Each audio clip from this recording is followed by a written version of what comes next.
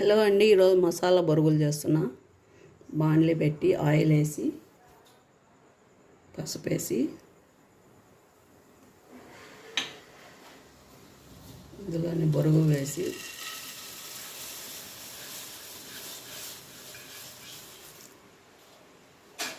వీటిని బాగా కలుపుకోవాలి. లేదా బాగా కరకర రాలేక వేయించుకోవాలి.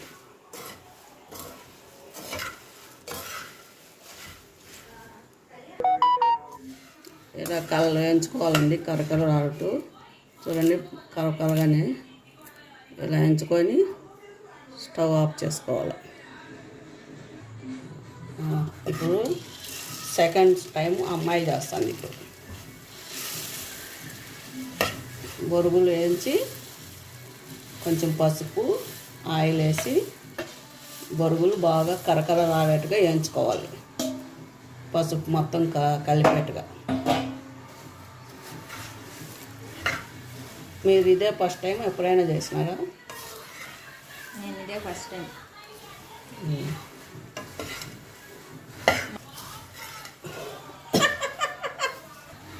మీరు తెలంగాణలో? నేను తెలంగాణ పిల్లని. మా తెలంగాణలో మరమరాలు అంటాం.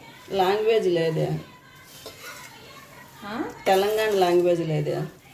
నాకు అన్నీ కలుస్తుంది. తెలంగాణ, రాయలసీమ, ఆంధ్ర, చిత్తూరు డిస్టిక్, చిత్తూరు, కడప. పుట్టింది ఎక్కడ? పుట్టింది రాజంపేట. కడప బిడ్డ నేను. రాయలసీమ బిడ్డ. పెరిగింది రాయలసీమలోనే.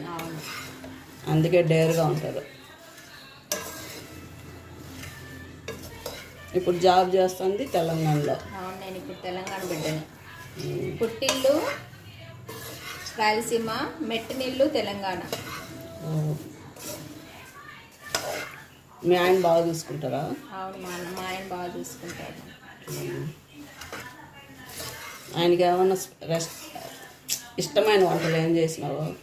నేను ఇది చేసేది అన్నీ తింటాడు. ఇప్పుడు అయిపోయిందండి. ఇవి కూడా బాగా కరకర అయిపోయినాయి. ఈ పక్కకి తీసుకొని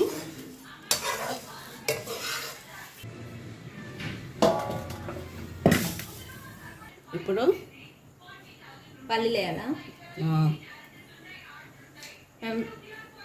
ఆంధ్రాలో శనగగింజలు, శనక్కాయ పప్పులు, తెలంగాణలో పల్లీలు. శనక్కాయ పప్పులు కూడా అంటారు, వేరుశనగ పప్పులు అంటారు. అవి ఎర్రగా ఎంచుకొని బొరుగుల్లో వేసుకోవాలి. తీసి అందులో వేసేవాళ్ళు.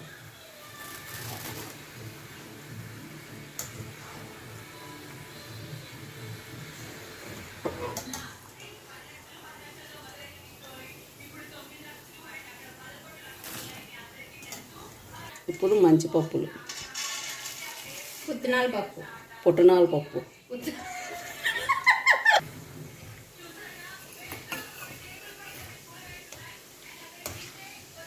అవి మాడకుండా వేయించుకోవాలి. సిమ్లో పెట్టుకొని మంట.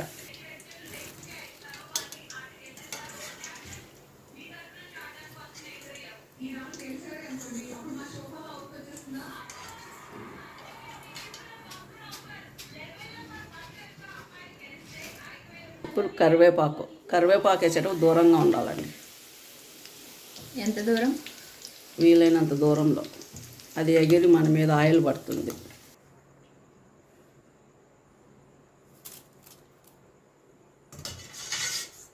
ఇప్పుడు ఎండు కొబ్బరి అండి. ఆ వేడి మీదనే ఏం చేసుకోవాలి మాడకుండా. ఇప్పుడు కొబ్బరి ముక్కలు,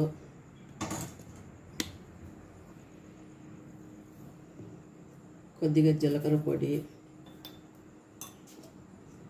కొద్దిగా కారం, కొద్దిగా సాల్ట్,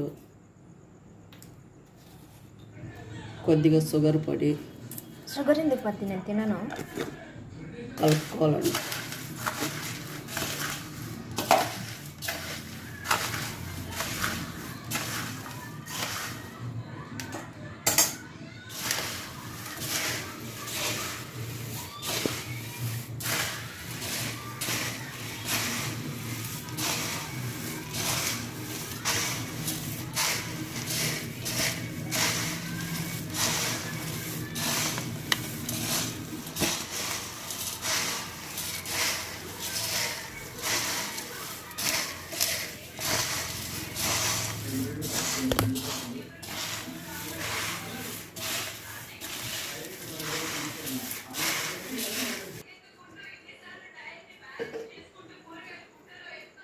కొద్దిగా సాల్ట్.